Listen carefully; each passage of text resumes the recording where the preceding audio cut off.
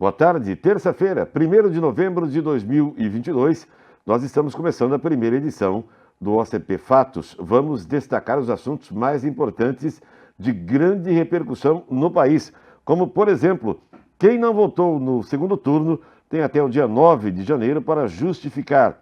Partido Liberal será a maior bancada de senadores. A agricultura familiar terá novo cadastro a partir de hoje. Polícia Militar de Santa Catarina disse que poderá usar a força para desbloquear rodovias. Polícia Civil participa de força-tarefa e apreende 2,5 toneladas de tripa bovina e suína sem fiscalização. Polícia Militar em Jaraguá do Sul prende acusado por posse de arma e agressão. Fiquem conosco, a primeira edição do OCP Fatos já está no ar.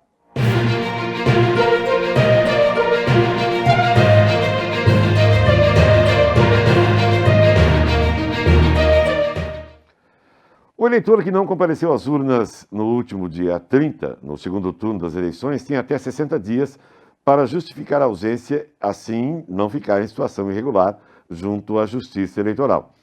Quem não vota e não justifica, fica sem poder emitir o certificado de quitação eleitoral e pode ficar impedido de emitir documentos de identidade, passaporte, entre outras limitações. Isso acontece porque o voto é obrigatório no Brasil para quem tem entre 18 e 70 anos. Para ficar quite com a Justiça Eleitoral, é preciso ter votado em todas as eleições passadas ou justificado as ausências.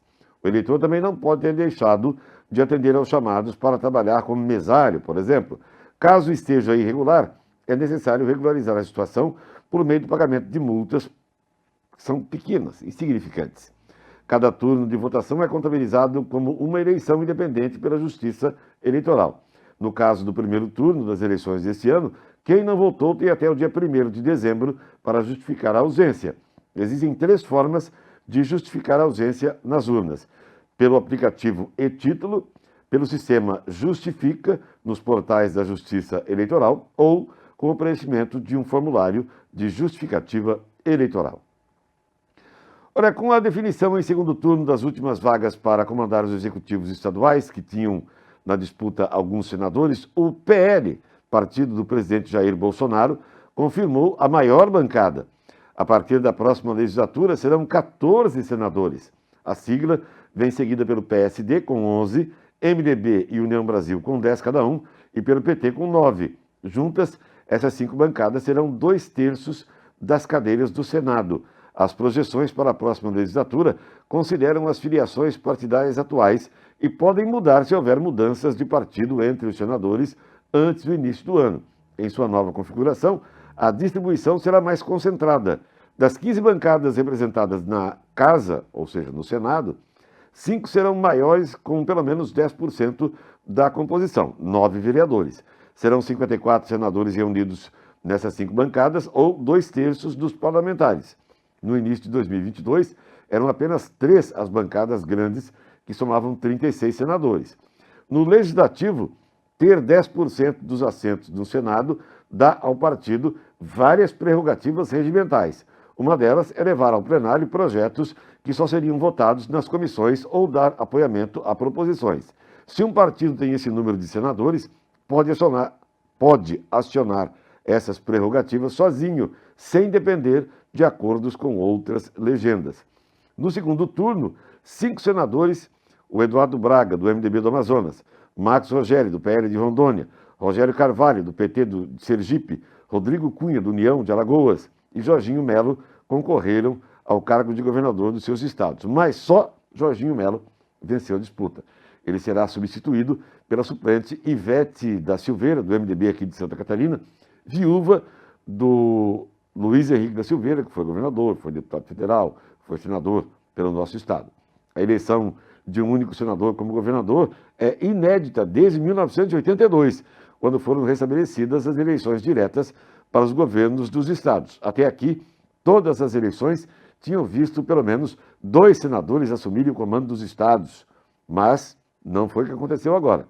Com apenas um senador em meio de mandato eleito para um governo estadual, a renovação da composição do Senado para 2023 também será a menor desde a redemocratização. No total, 23 senadores, ou seja, 28,4% dos titulares de mandato, não retornarão em 2023. Esse número é formado por 14 que não tentaram uma reeleição, 8 que tentaram e não conseguiram, e 1 que assumirá o governo estadual, que é o caso do Jorginho Melo, aqui em Santa Catarina.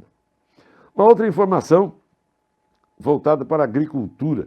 A partir de hoje, o acesso a ações, programas e políticas públicas voltadas para a geração de renda e fortalecimento da agricultura familiar deverá ser feito exclusivamente via Cadastro Nacional da Agricultura Familiar, o CAF.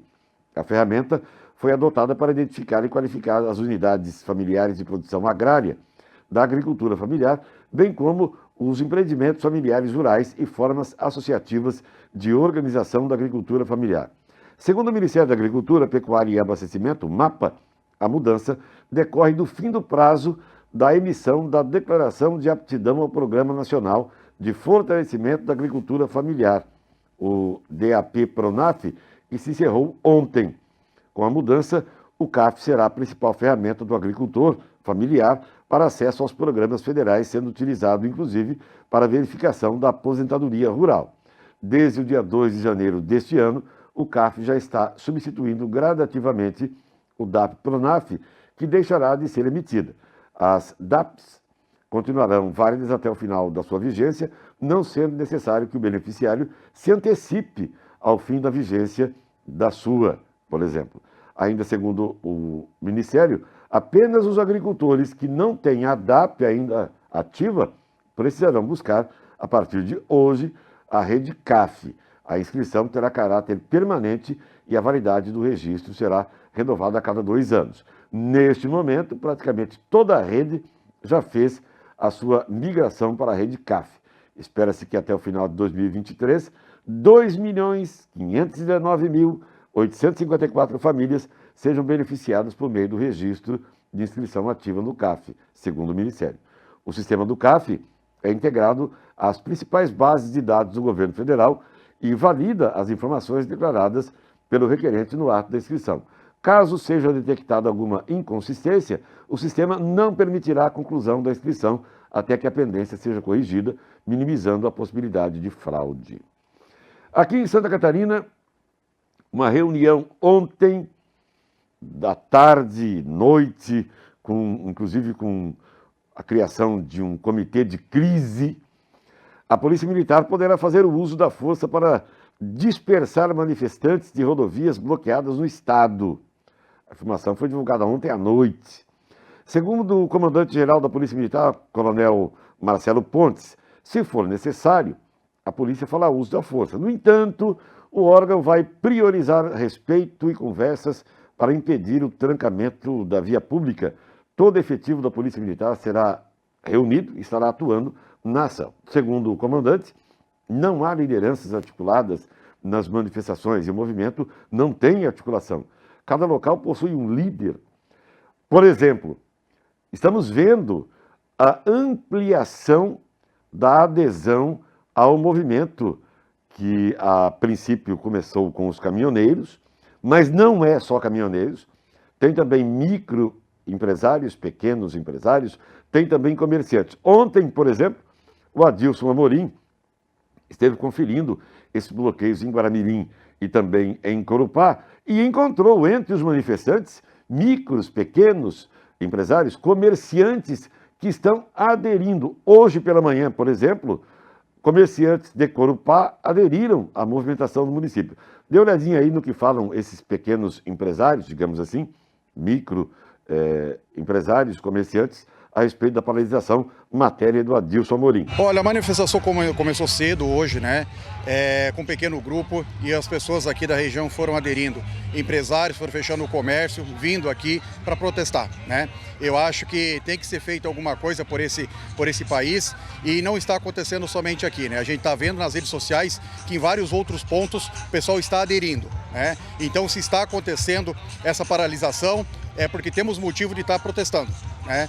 Temos que continuar esse trabalho, continuar essa luta, até o nosso presidente se manifestar, até o momento de ele vir e dar o pronunciamento dele, se nós vamos continuar ou se devemos parar com isso. Então é o seguinte, como nós estamos vendo, inclusive já há informações de que policiais rodoviários federais estão se negando a fazer multas, a emitir multas contra as pessoas. Até porque daqui a pouco tem muitos caminhões em cima da pista, mas tem muita gente também na pista que não tem nada a ver com caminhão, né? Carros particulares, etc. e tal. E há informações de que os policiais estão se negando a emitir multas. Isso tem tudo para aumentar de volume e se transformar num problema muito grande. Já há falta de combustíveis em algumas cidades. Ainda na noite de ontem, a Procuradoria-Geral do Estado entrou na Justiça para pedir o desbloqueio das estradas estaduais com multa em caso de descumprimento. O que é comum, né? Como eu disse anteriormente, os policiais estão se negando a emitir multa. Ontem também, o ministro Alexandre de Moraes disse que é preciso, determinou o desbloqueio das multas. O Alexandre de Moraes, que vem sendo protagonista nos últimos tempos, inclusive arrefecendo aí a raiva do povo brasileiro. Aqui em Santa Catarina, foi criado um gabinete de crise, que vai atuar de forma articulada com as demais esferas e órgãos autônomos para a coordenação de ações no Estado. O gabinete será composto por representantes de órgãos e entidades, entre elas a Casa Civil, Procuradoria-Geral do Estado, Defesa Civil, Secretaria de Estado da Comunicação, Secretaria de Estado da Infraestrutura e Mobilidade, Polícia Militar, Polícia Civil, Corpo de Bombeiros Militar do Estado. Serão convidados ainda para participar desse gabinete Ministério Público de Santa Catarina, Federal, Polícia Federal, Polícia Rodoviária Federal, Advocacia Geral da União, Comando Militar do Sul e os titulares e dirigentes máximos dos órgãos e das entidades indicarão seus representantes para a coordenação do gabinete de crise. Não termina muito rápido isso não, tá? Não termina.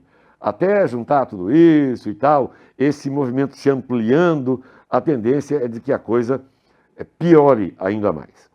Olha, aqui no estado, a Polícia Civil participou ontem de uma força-tarefa e apreendeu cerca de 2,5 toneladas de tripa bovina e suína com selo de serviço de inspeção federal falsificado.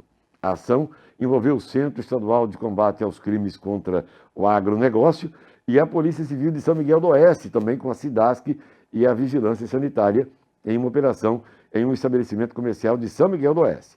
O objetivo da fiscalização foi responsabilizar e identificar a distribuição de produtos de origem animal, tripa bovina e suína, que o pessoal usa para fazer linguiça, né?